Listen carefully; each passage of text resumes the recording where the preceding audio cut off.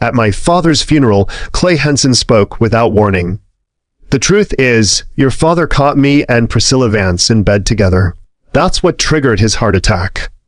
I stared, my eyes going wide, certain I'd misheard. Priscilla, my father's girlfriend. Clay read the disbelief on my face and let out a low, scornful laugh. You heard me right. We've been together since college. I only got close to your father because Priscilla's family needed money for medical bills. When he collapsed in the doorway, he struggled for 40 minutes, but we were too caught up in each other to hear him. By the time we noticed, he was already gone.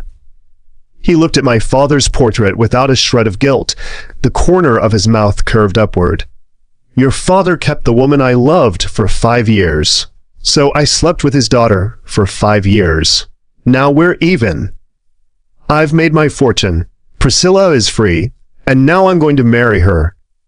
My whole body went rigid, my palms cold as ice.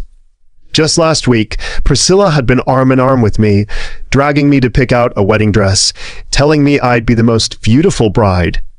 Clay reached out and took my hand, smiling. Don't be afraid. I'll still give you a wedding. In everyone's eyes, you'll still be Mrs. Henson. Priscilla says you two are as close as sisters. She doesn't want to hurt you. She just wants to register the marriage and set right what we lost. 1 week from now, at the courthouse registry office, you'll come and take our photos. So it turned out that when the heart breaks past a certain point, you can't even breathe. I clutched my chest and forced out the words, my voice thin with grief. Why are you telling me this? Clay lowered his eyes and laughed softly, hooking a finger beneath my chin. Probably just to see the look on your face right now. Back then, I dropped out of school and gave Priscilla every cent of my tuition. IT still wasn't enough to pay for her mother's treatment. And your father swooped in while she was vulnerable and forced her to be with him. I was just as devastated then as you are now. He glanced toward my father's portrait, contempt glittering in his eyes, the contempt of a man who'd won. Let him watch his daughter suffer like this. Call it my final revenge. The words tore through my heart until it bled.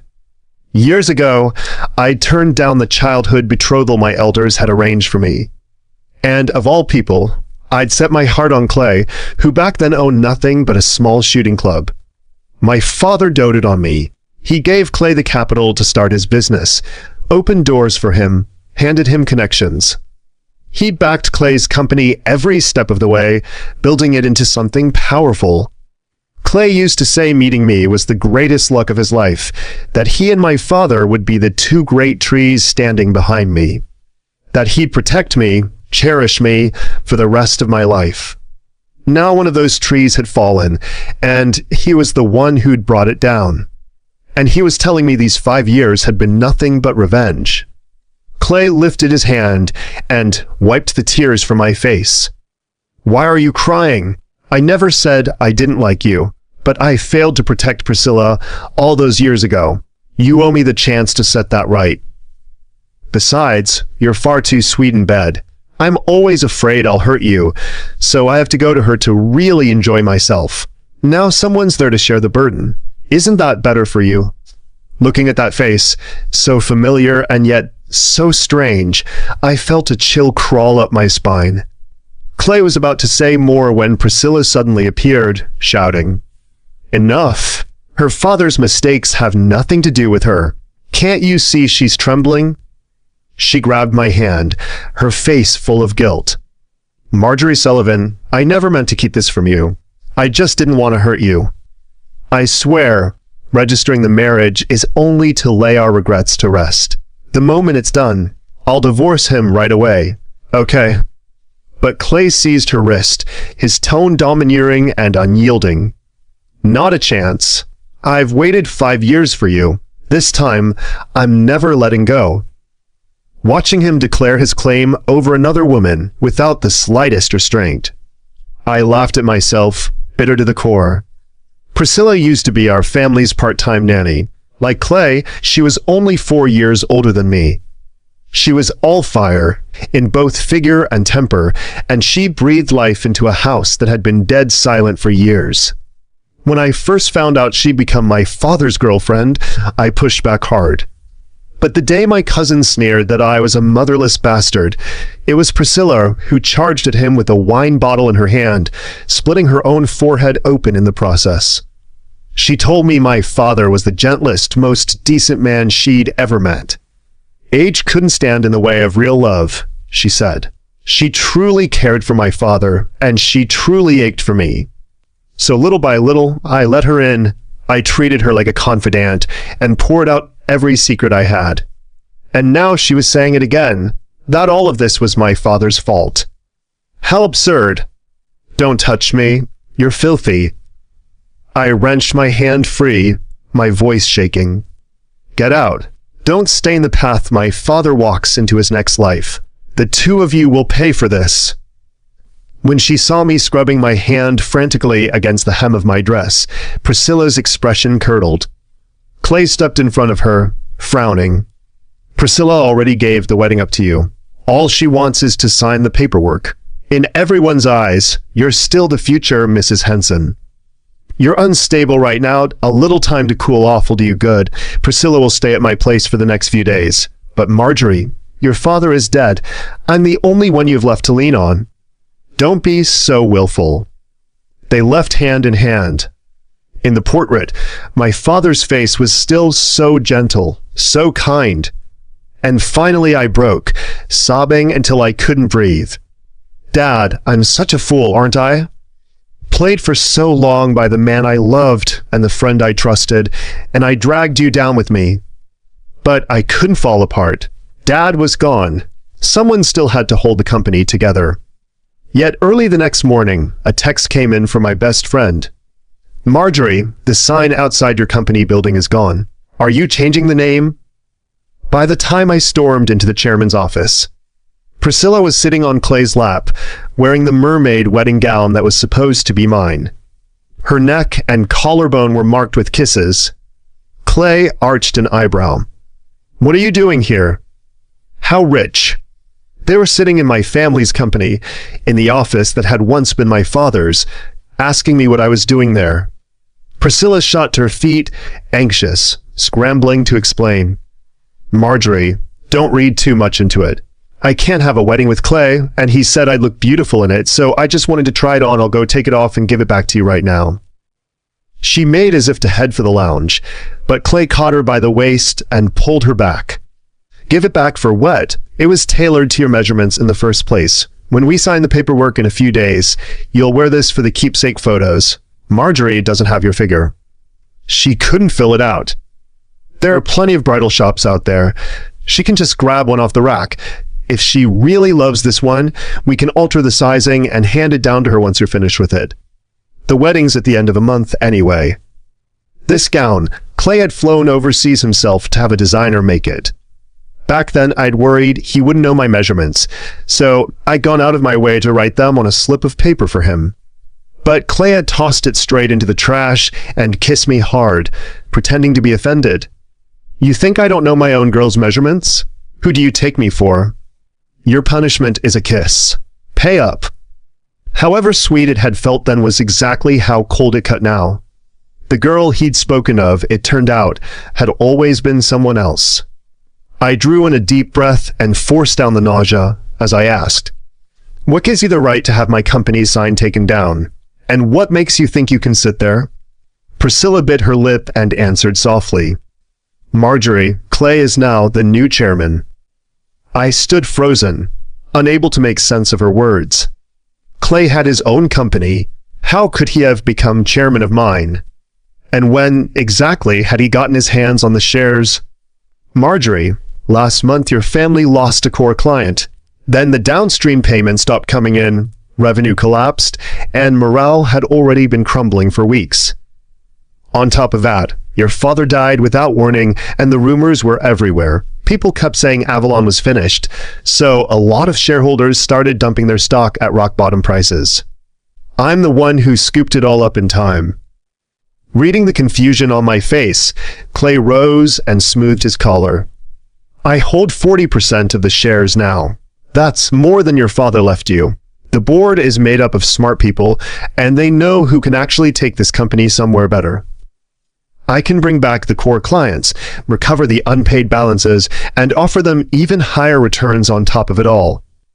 He cupped my face in his hands, his eyes glinting with amusement. But what about you, Marjorie? What could you possibly give them? Your tears. You're a delicate little flower raised in a greenhouse.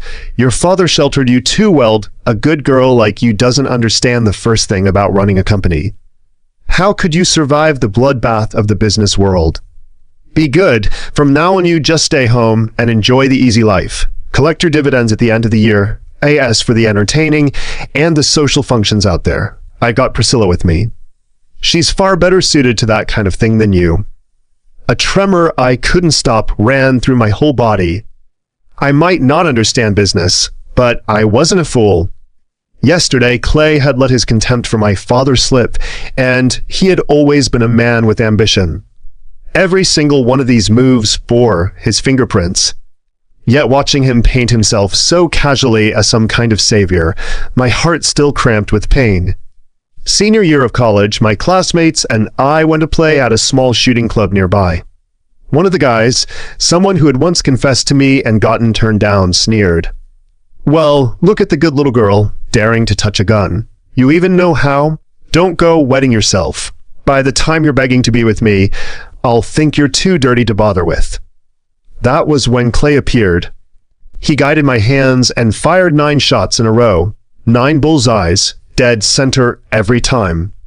On the 10th shot, the muzzle suddenly swung around and pointed straight at the boy's head. I was scared out of my mind, but I still knocked the barrel aside fast. The bullet grazed past his ear. The boy went white with terror, a dark stain spreading across his pants, the stench rising off him. Clay lowered his gaze and laughed softly. "See that? Now it's trash like you, who only bullies the weak and cowers before the strong, who should be thanking someone else for being sweet and kind." When I asked why he'd helped me, he winked and said, half teasing, "Ever read a fairy tale? A sweet little princess always has a knight to protect her." We got together after that, and he really did make me feel safe. But reality isn't a fairy tale. In the end, the sword in the knight's hand swung down on the princess. I clenched my fists, letting my nails dig into my palms.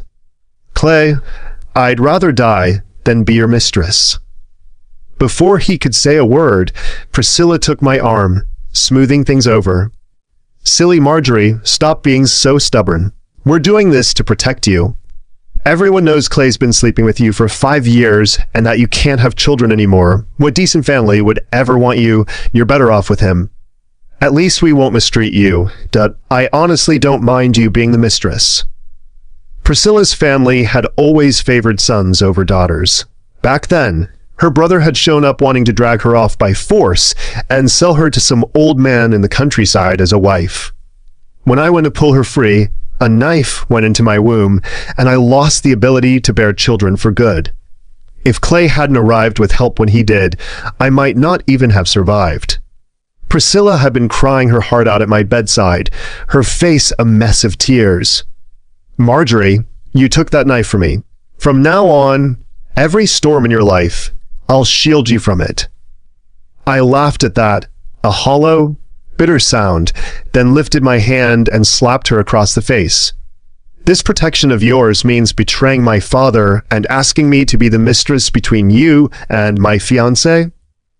Priscilla, I really do regret not letting that knife finish you off." Priscilla's face went a shade paler, her eyes rimming red in an instant. Clay shot up from his seat and shoved me hard. He pulled her into his arms and said in a frozen voice, "Marjorie, apologize." "I won't. The ones who should be apologizing are the two of you, a man and woman with no shame." Clay's expression sank completely. He sneered. "Marjorie, you really are spoiled rotten by your father. That's fine. I'll teach you how to grow up. Now get out. Don't keep me from comforting my Priscilla." I stumbled out of the office tower in a daze and tilted my head up at the company sign. When my parents started the business, I'd just been born. They named the company Avalon, hoping it would keep me safe and happy for the rest of my life. 2 short words, brimming with all the love they had for their daughter. But now, Avalon was gone. The new name that had replaced it was Southbound. Clay returning to Priscilla, racing toward the one he loved. 5 years of pouring out my heart, nothing more than Clay's calculated revenge.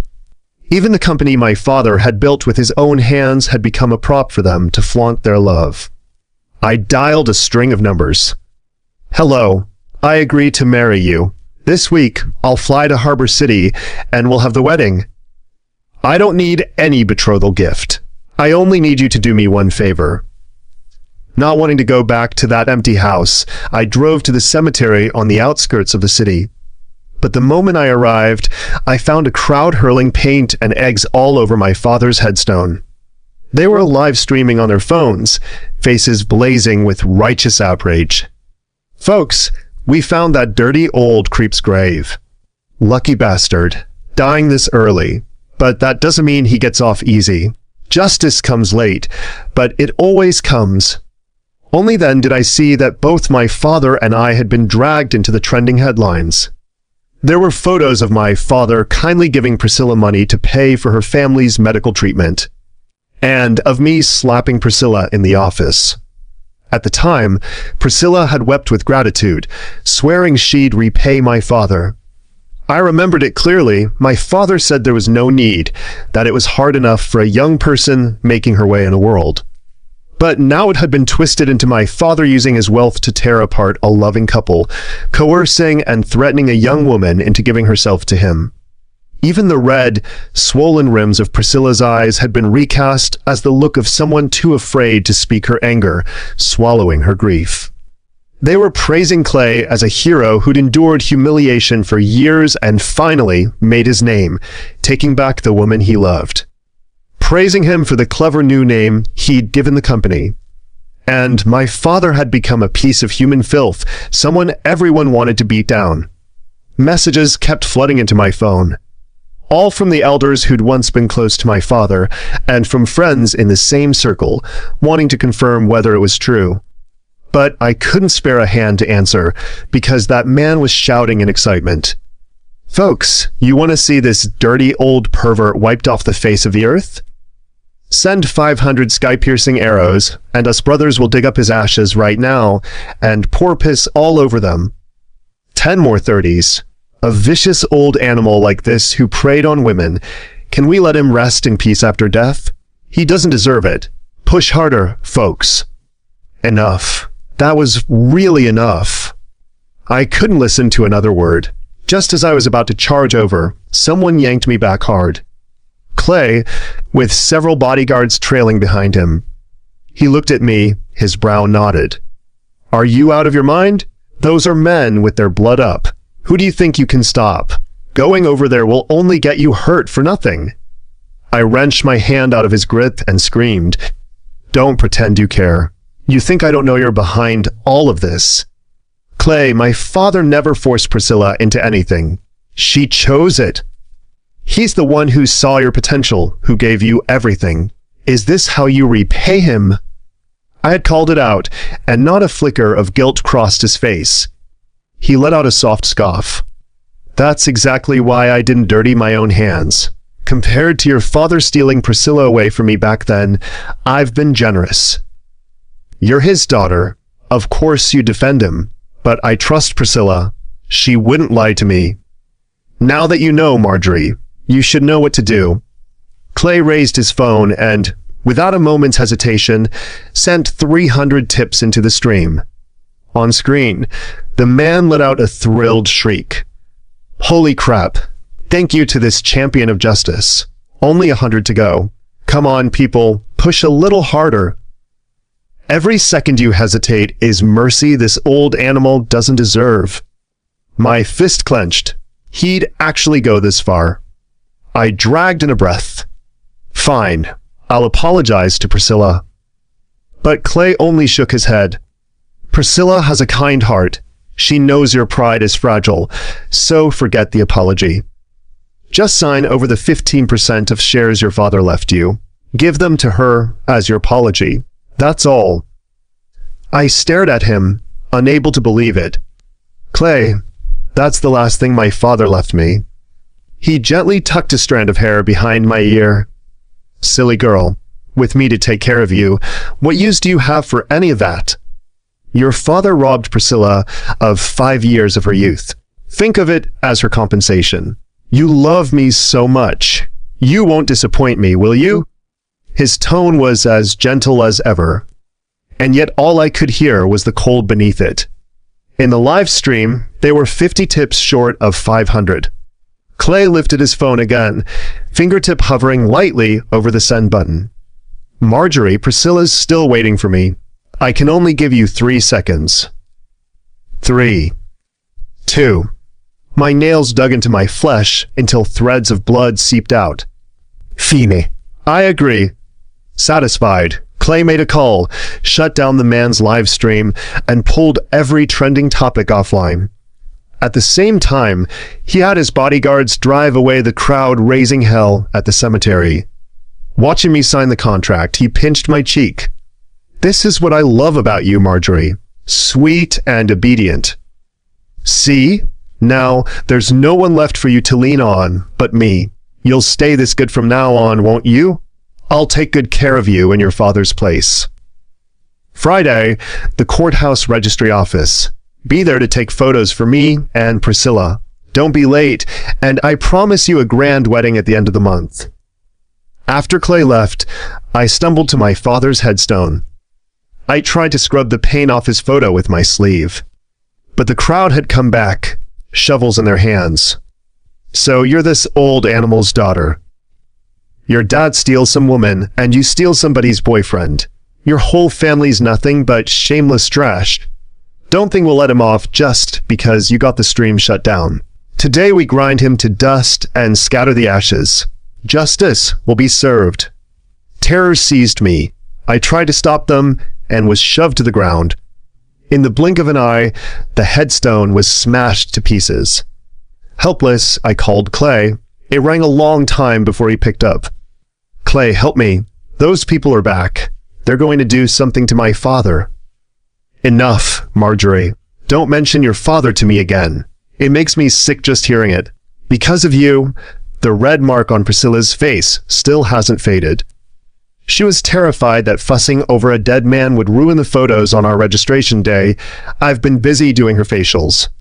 Instead of standing around debating corpses, you'd be better off practicing your photography.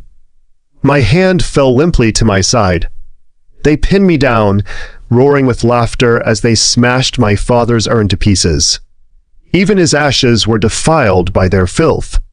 Then the sky split open with rain, and in a blink it washed everything away until nothing remained. Only then did they curse their rotten luck and fling me aside. I knelt there, dazed, clutching a shattered piece of a headstone to my chest. My father's name was carved into it. The tears broke loose all at once. Dad, I'm sorry. Give me a little time. I swear I'll win back justice for you. Friday came, and the courthouse registry office was packed. Because Clay and Priscilla, the star-crossed lovers in every netizen's eyes, were finally getting their happy ending. Reporters and gossip-hungry onlookers had all come to witness the moment. True love really does conquer all. After everything, they found their way back to each other. I always thought Marjorie's whole vibe was too soft and innocent. How could she ever handle a man like Mr. Henson? It takes a smoking hot beauty like Priscilla to match him. Where the hell did Marjorie disappear to? Wasn't she supposed to take photos for the happy couple? Or does she finally realize how shameless she and her father were, and she's too scared to show her face? At that, the words grated on Clay's ears. He shot the speaker a cold look, then lowered his eyes to check the time. Already half an hour past the time they'd agreed on. These past few days, I hadn't sent him a single message. I'd always been so docile, so dependent on him. Even when I was angry, I was always the one to back down first. That was precisely why Clay had been so certain I would never leave him. But this time, a sudden unease crept over him, and he reached for his phone to call me. Out of nowhere, a reporter thrust a phone into the air and shouted, "Oh my God, Marjorie just registered her marriage with the gambling king's heir."